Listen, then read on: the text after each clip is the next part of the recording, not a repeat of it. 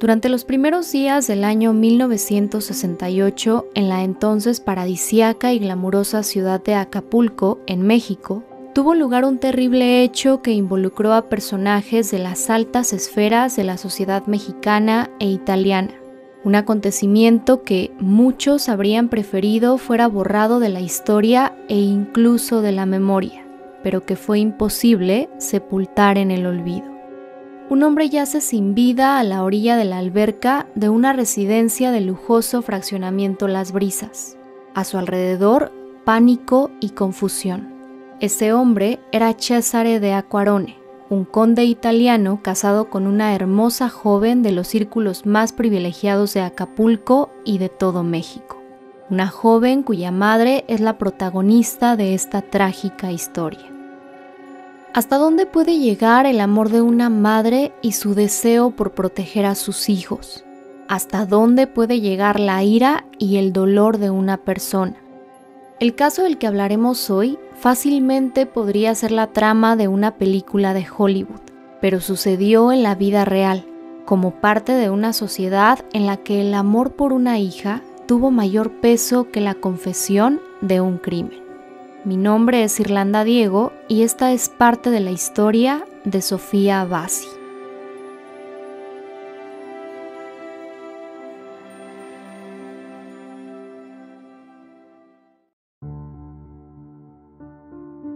Después de las 2 de la tarde del 3 de enero de 1968, se recibió una llamada en la comisaría de policía de Acapulco. En esta se solicitaba la presencia de las autoridades en la casa conocida como Villa Babaji, una suntuosa residencia ubicada en el fraccionamiento Las Brisas del puerto de Acapulco. Esa casa era el sitio de descanso y vacaciones de Sofía Bassi, de su esposo Gianfranco Bassi y de su joven hijo también llamado Franco. Todos ellos miembros de una familia perteneciente a las clases más privilegiadas en México.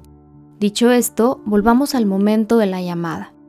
En esos instantes, la persona al otro lado de la línea informó que en dicho domicilio acababa de ocurrir un accidente en el que un hombre perdió la vida.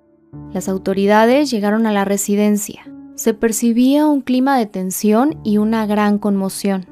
Al ingresar y llegar a la zona de la alberca, pudieron observar a la orilla de esta el cuerpo inerte de un hombre joven, de complexión robusta, que vestía un traje de baño azul, que tenía una tez muy blanca, ojos verdes y cabello rubio y ondulado. Se trataba ni más ni menos que de Cesare de Acquarone, un conde italiano casado con Claire, la segunda hija de Sofía Bassi. Antes de profundizar en quién era Sofía Bassi, su familia y todos los hechos que llevaron a lo ocurrido ese enero de 1968, es importante saber que, específicamente, en ese 3 de enero de 1968, toda la familia se encontraba reunida en la Villa Babaji con motivo de la celebración de Año Nuevo.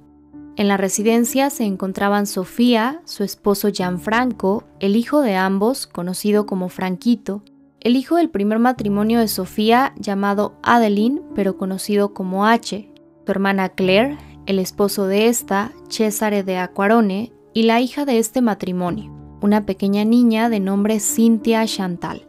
También en la casa se encontraba la ex-suegra de Sofía Bassi, conocida como Dolly, y todos los empleados que ahí laboraban.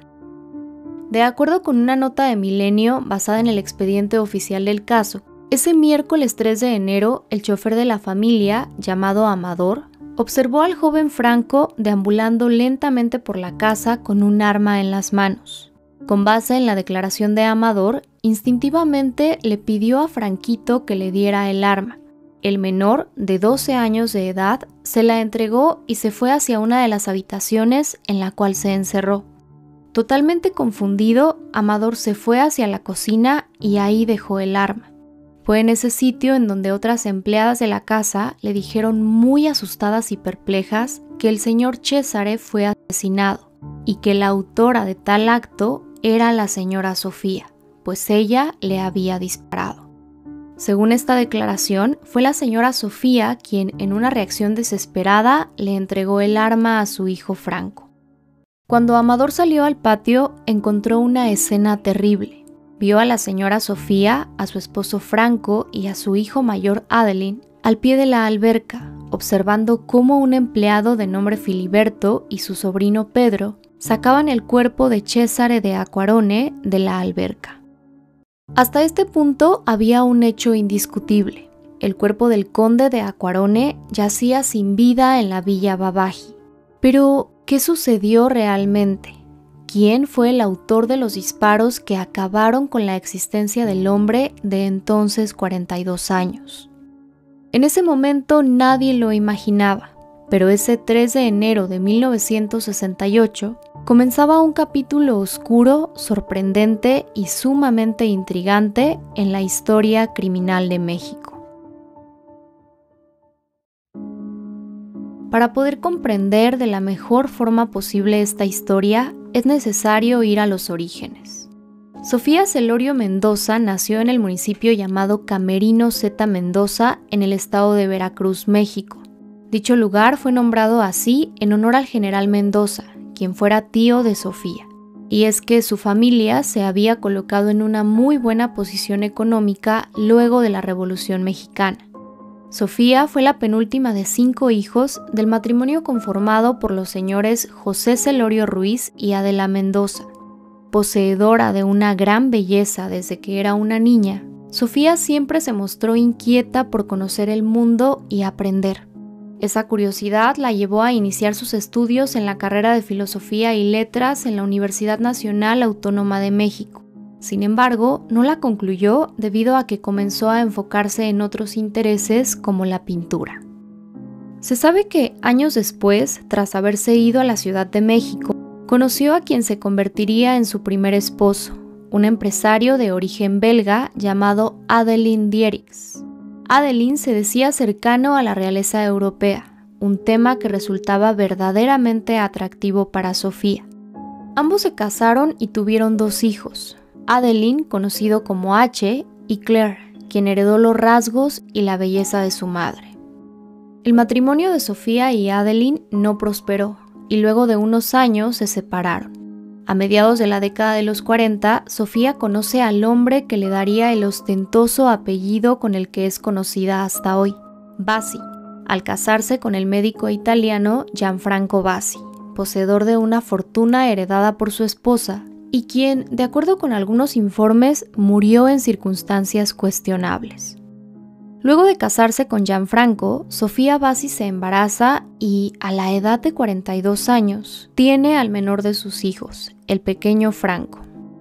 Es relevante hablar del contexto que se vivía durante esos meses previos a los lamentables hechos de enero de 1968. Uno de los acontecimientos que marcó la década de los 60 en México fue la realización de las Olimpiadas en el país. Desde que México fue seleccionado como sede, la noticia se recibió con gran emoción y expectación. Esto implicaba que los ojos internacionales estarían puestos en el país, y para las autoridades era prioridad proporcionar una buena imagen al exterior. Por ese entonces, el presidente de México era Gustavo Díaz Ordaz. Y como seguramente sabrán muchos de ustedes, Díaz Ordaz es recordado por uno de los episodios más trágicos y dolorosos en la historia del país. Tan solo 10 días antes de la celebración de las Olimpiadas, tuvo lugar lo que en México se conoce como la Matanza de Tlatelolco, un triste capítulo de nuestra historia en el que se cree que cientos de estudiantes fueron reprimidos, asesinados y desaparecidos. De muchos de ellos no se sabe nada hasta el día de hoy. Finalizaba la década de los 60, una época en la que la rebeldía fue estandarte y llamada a la acción no solo en México, sino en varios países del mundo. El movimiento hippie, el rock como medio de protesta frente a la guerra, la popularidad de la minifalda y la píldora anticonceptiva dando inicio a un movimiento de liberación sexual, el primer vuelo espacial, la primera caminata sobre la luna. En África, el primer trasplante de corazón en todo el mundo. Y en América se publicaba 100 años de soledad de Gabriel García Márquez. En México, como a nivel global, se estaban dando importantes transformaciones sociales, y aunque se lograron periodos de estabilidad y crecimiento económicos a nivel nacional, la riqueza estaba concentrada en un porcentaje mínimo de la población. En cuanto a Acapulco, en ese tiempo el puerto vivía una etapa de gran esplendor, iniciada unas décadas atrás, desde ser el sitio en el cual se casaron María Félix y Agustín Lara y el lugar en el cual el famoso compositor escribió la letra de María Bonita. Acuérdate de Acapulco, de aquellas noches, María Bonita, María... Hasta ser el puerto elegido por John y Jackie Kennedy para pasar su luna de miel en 1953. Acapulco fue el destino vacacional predilecto de famosos, artistas, empresarios, así como distintas personalidades nacionales e internacionales de distintos ámbitos.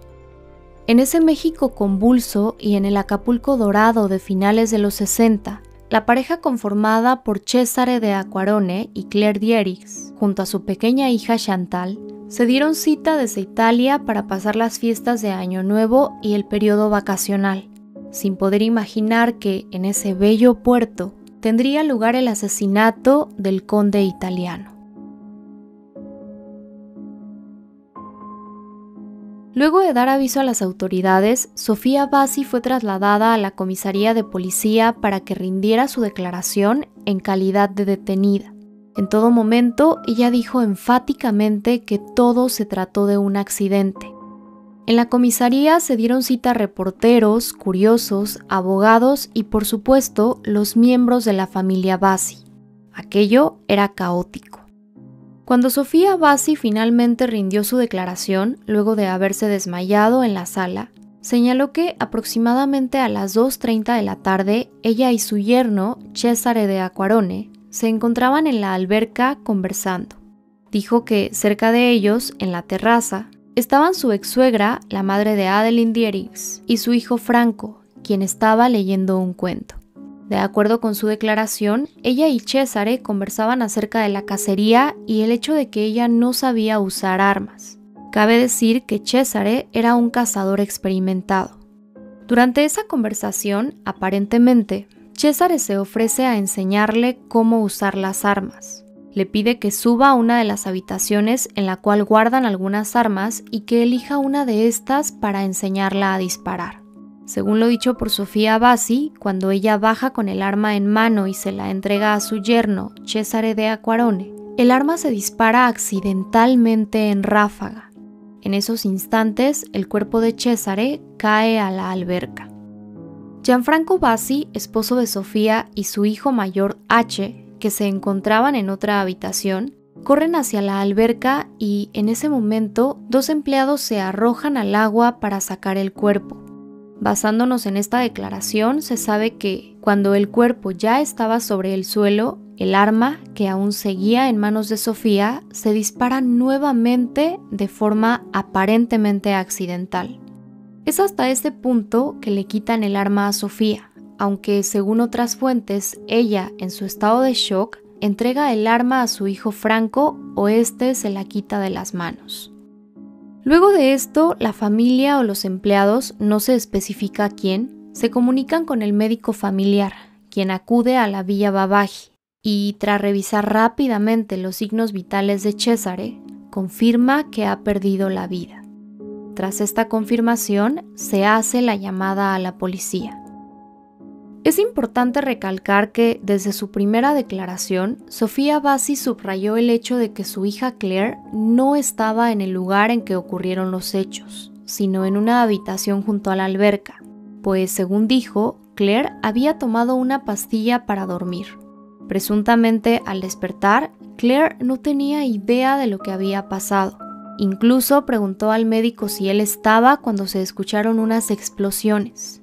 Según se ha informado, ella aún llevaba puesta ropa de dormir cuando el médico fue a su habitación. 2 días después de los hechos, la policía solicitó que Franco Bassi, el hijo menor de Sofía, se presentara a declarar. Él relató que cuando todo ocurrió, se encontraba sentado en un sofá alrededor de la alberca leyendo un cuento. Frente a él estaba Cesare de Acquarone, sobre un colchón inflable para agua. Franquito dijo haber visto a su madre acercarse a la orilla de la alberca para hablar con Cesare, pero señaló no saber sobre qué estaban hablando.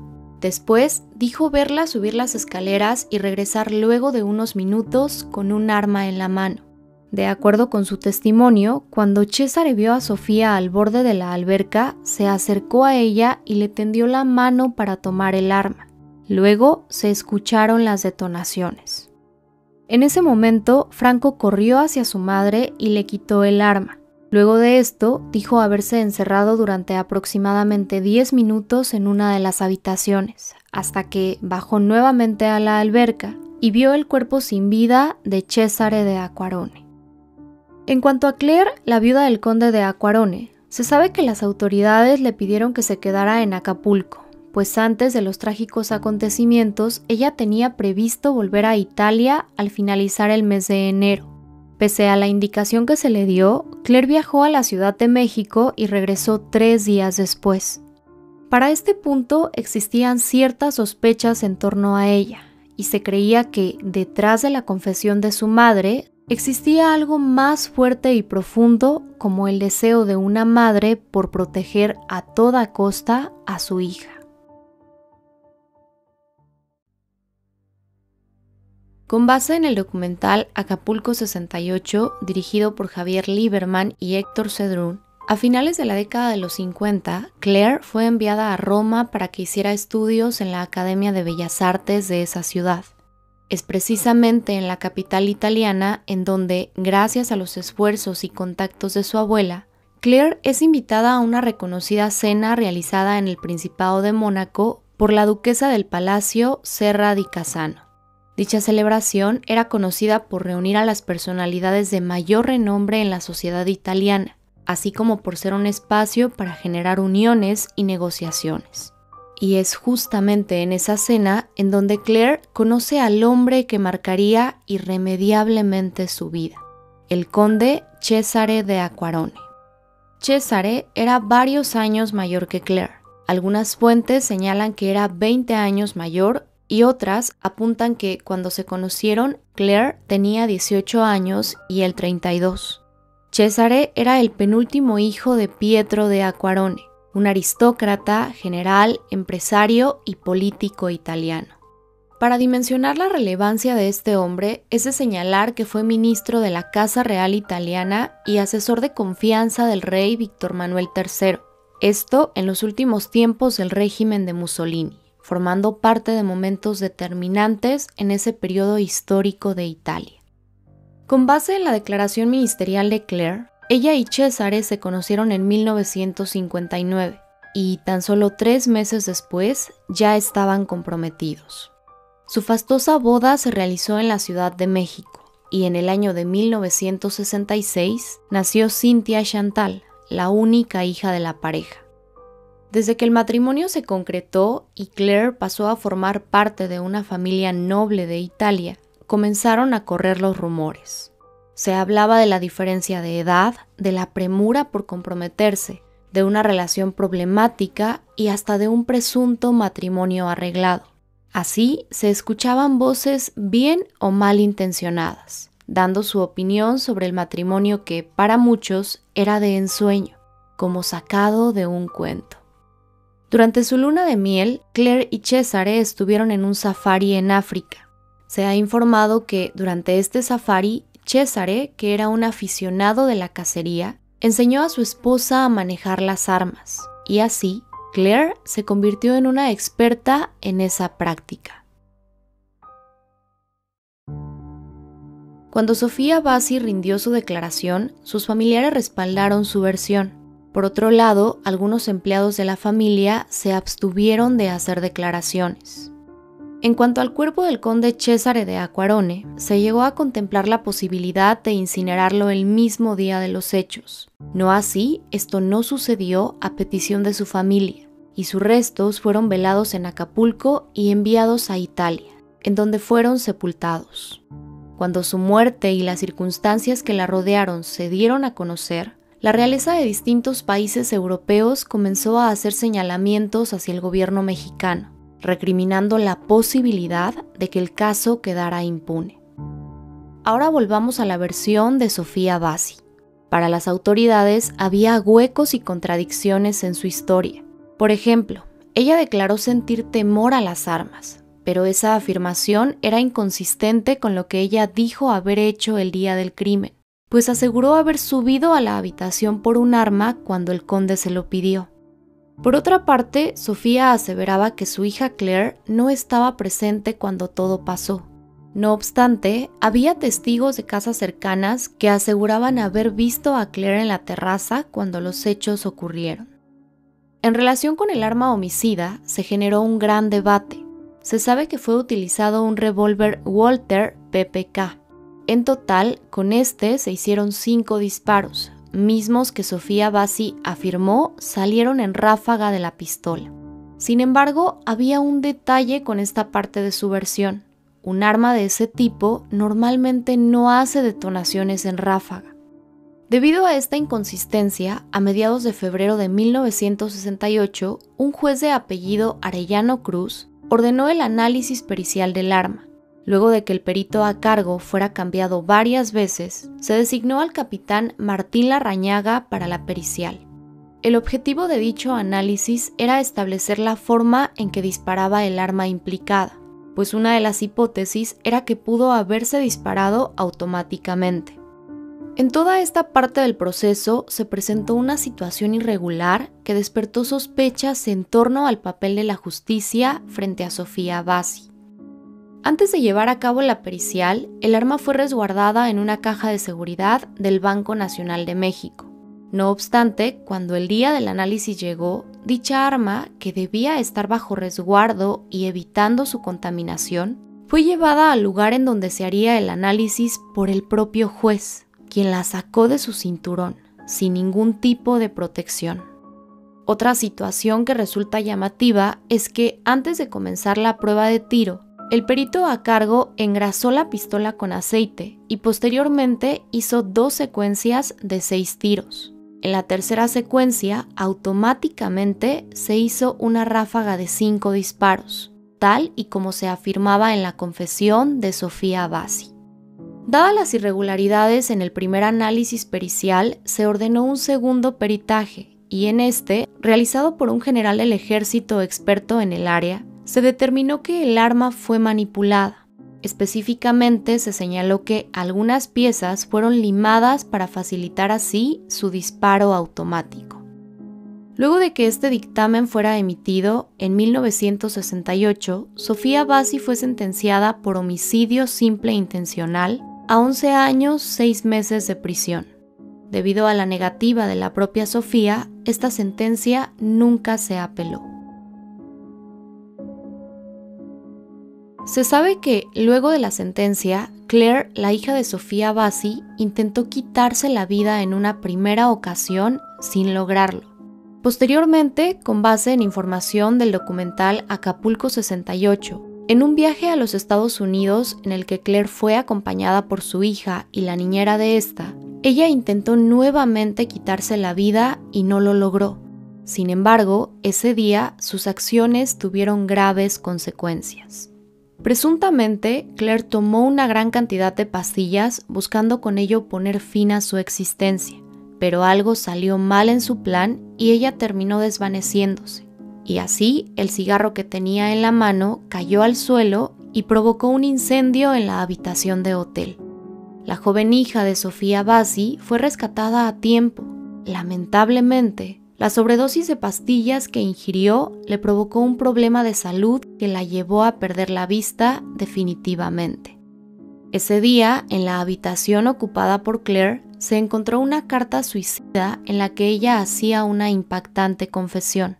Dijo haber sido ella y no su madre quien asesinó a Cesare de Acquarone. El plan de Claire era quitarse la vida y dejar sobre la mesa la confesión que demostraría la inocencia de su madre, pero nada sucedió como ella pensaba. Para las autoridades, la culpable del crimen ya estaba en prisión y la confesión de Claire no fue tomada en cuenta.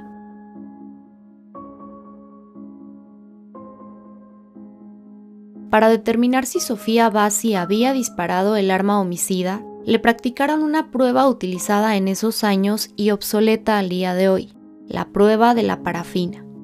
El análisis practicado a Sofía arrojó un resultado positivo.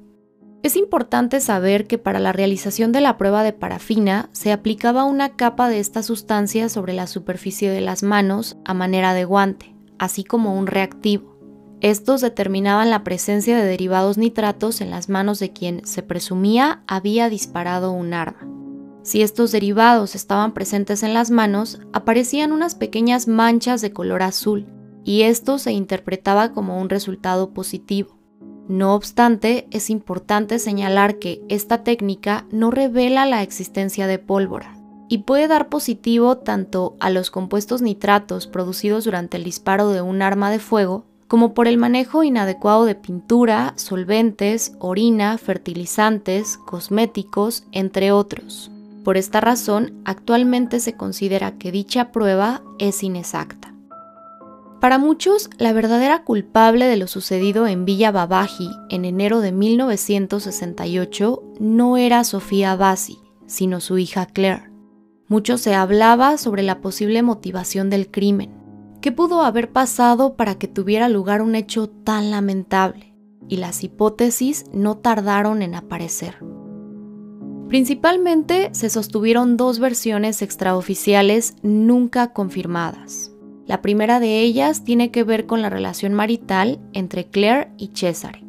Se especuló que la pareja tenía fuertes problemas, discusiones constantes y que incluso estaban por separarse. Esto supuestamente por iniciativa del conde de Acquarone. Y se dijo que uno de los aspectos que pudo ser motivación para el crimen fue que, presuntamente, el conde tenía la intención de quedarse con Chantal, la única hija del matrimonio. Respecto a esta versión, se planteó que posiblemente el día de los hechos la pareja tuvo una discusión y, en un ataque de ira, Claire habría asesinado a su esposo. La segunda versión implica a la familia de Claire, en particular a su medio hermano Franco, el menor de los hijos de Sofía Bassi. Esta hipótesis involucra un presunto hecho sumamente delicado que habría ocurrido en la familia y que tuvo como desenlace la muerte de Cesare. Según esta versión, tanto Claire como Sofía habrían descubierto al conde Cesare de Acquarone agrediendo sexualmente a Franco. Para muchos, esta hipótesis es la más aceptable, pues se cree que el verdadero motivo que llevó al asesinato del conde italiano debió ser tan grave y devastador que solo así se explicaría el comportamiento de Sofía Bassi y el respaldo de toda su familia, así como lo sucedido con Claire tras el encarcelamiento de su madre. Para la gran mayoría de aquellos que han ingresado a prisión, la cárcel es lo peor que les pudo pasar, el infierno mismo en la tierra, un lugar de dolor, de maldad y, en ciertos casos, de aprendizaje y conversión. Para Sofía Bassi, su estancia tras las rejas fue totalmente distinta. Se ha señalado que, tiempo después de los hechos, existió una campaña implícita en la prensa local a favor de Sofía. Y es que, luego de un tiempo, el crimen por el cual fue sentenciada ya no era el principal tema de conversación, sino más bien de lo que se comenzó a hablar fue de sus actividades artísticas y altruistas. Dentro de prisión, Sofía perfeccionó su talento en la pintura y logró llevar su arte a otro nivel. Esto, por supuesto, no habría sido posible sin los privilegios de los que gozaba en la prisión de Acapulco. Desde que comenzó su reclusión, Sofía siempre vistió de blanco. Se le permitía pintar y escribir y, según se dice, el lugar que ocupó como celda contaba con aire acondicionado. Tenía permitida la realización de cenas y reuniones ocasionales, así como el acceso directo de sus invitados. Además, se afirmaba que contaba con el permiso para que le fuera llevada comida desde un hotel. Sofía ocupó su tiempo en prisión pintando, donando sus cuadros a asociaciones benéficas e instituciones del gobierno local. También hacía yoga y meditación. Periodistas locales de esa época han mencionado que en Acapulco nunca se creyó que ella fuera culpable. Fue tal la popularidad y posicionamientos logrados por Sofía Bassi con el apoyo de su familia y amigos, que se llegó a solicitar que recibiera un indulto. Finalmente, en 1972, luego de que se realizara una reforma de ley en los códigos penales y de procedimientos que le resultó beneficiosa, Sofía Bassi salió de prisión. Se sabe que, tras su salida de la cárcel, la relación de Sofía con su hija Claire se fortaleció enormemente y se les vio más unidas que nunca. Las dos terminaron viviendo juntas, como compañeras inseparables. Así fue hasta que el 11 de septiembre de 1998, Sofía Bassi murió a los 85 años en su casa de la Ciudad de México.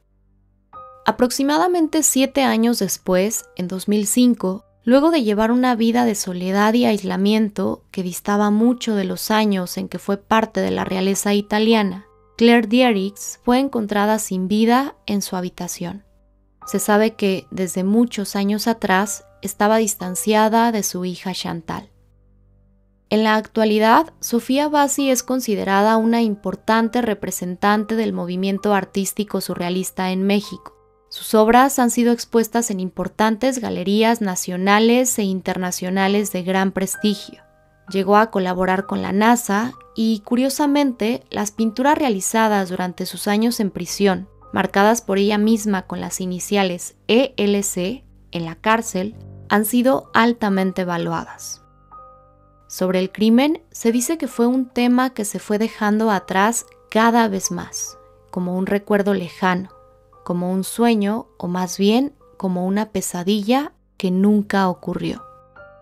El asesinato del conde italiano Cesare de Acquarone forma parte de los archivos criminales de México, como un caso que impactó a la ciudad de Acapulco en su época dorada y que puso en la mira la vida de una familia con una privilegiada posición social, en la que tal vez no se esperaría que tuviera lugar un hecho tan lamentable.